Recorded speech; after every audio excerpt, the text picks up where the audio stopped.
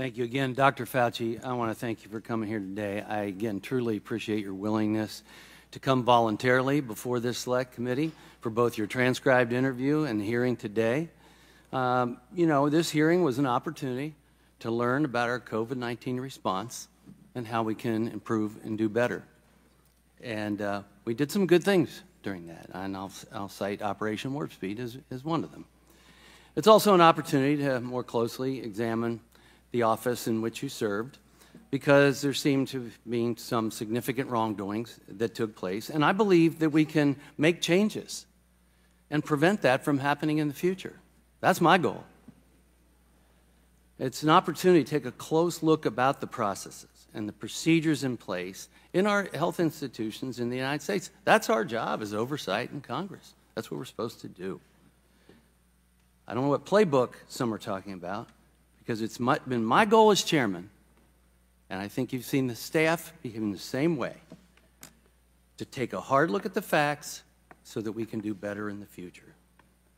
I know that at the end of the transcribed interview, not only during the interview, we talked about other types of vaccines we may be able to create, mucosal vaccines, maybe inhibitors of furin, if there's a furin cleavage site as part of the vaccine. I appreciated that conversation so very much. And at the end, you thanked me for the fairness. And we had the opportunity to share a lot that day. I think what I'm most concerned about as we go forward as a country and from our agencies is that we can be trusted and that we are better in our messaging and talk about clarity. Dr. McCormick today talked about what it was like actually treating COVID patients day in and day out. I had recommended early on that America needed to hear more from doctors that were treating COVID patients, what they were seeing, what was working, what was not working. I compared it to General Schwarzkopf during the Gulf War. Everyone tuned in every night to hear what General Schwarzkopf had to say, not the politician, but what the general in charge had to say. And I think that was important, the one who was in the trenches. But look, you know, we've gone back and forth on the definition of gain of function. I think it's been pretty clear what was you said was on your mind, and there were two different definitions, if you will, a generic definition and an operative regulatory definition. But so, you know, when we go through this, and what America hears is that you say NIH did not fund, and Dr. Tabak said NIH did fund. Clarity matters. I think it would have helped when you were in front of Dr. Paul in the Senate, if you were clear about what you meant. The American people had never heard of gain of function until this came about. Clarity matters. You know, when we conducted great trials on the vaccines, I thought they were phenomenal. Normally you have 8,000 to 10,000 people. We had about 40,000 people in each one of the trials. And what we knew from the trials is that, one, it saved a lot of lives. That's one thing. But we also knew that if you got vaccinated, you could still get COVID. We didn't make that clear to the American people, in my mind. And that you could still get sick. And so if someone stands up, not you, but if someone stands up and says, if you get vaccinated, you're never going to go to the ICU and you're not going to die. Well, that was still happening. So where was the messaging? I wish you would have corrected that right then and there. You know, President says, oh, maybe we just inject bleach. Well, some people maybe thought that was serious. We made it clear it was not. And that was important. But here we have Operation Warp Speed, which I know firsthand you were working on, and you were kind enough to work with the Doctors Caucus to explain what was going on with Operation Warp Speed. And we have a presidential candidate who says, well, if that's developed, I'm not taking it. And I'm paraphrasing.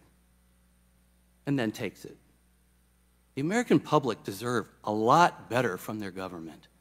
And what should have been a 9/11 moment for this country, this pandemic, was turned into a political nightmare. We need to do better. These are agnostic issues, not political. And I think from what we have learned from you in the TI and And here today, there's a lot of things that we can do better. And the grant process being one of them. I mean, if you, look, when I sign a prescription, I'm responsible for it. Somebody needs to be responsible. And if you're signing for grants but not responsible for it, you just sign it, then you're not responsible for the dollars that are going out. And then maybe it's the advisory committee that needs to be signing the grant so that there's some level of responsibility and responsibility for compliance. I think that's one of the biggest lessons learned through all this. We can do better. America's a great country. We can fix our problems. But we have to take a good, hard look at what we did, what we didn't do, be honest with ourselves, be better in our messaging to the American people, especially when it comes to health. And that's why I felt it was very important that we don't do things like mandates, but let patients have a conversation with the doctor that they know and trust, and make sure that we're getting the doctors all the information and data that they need.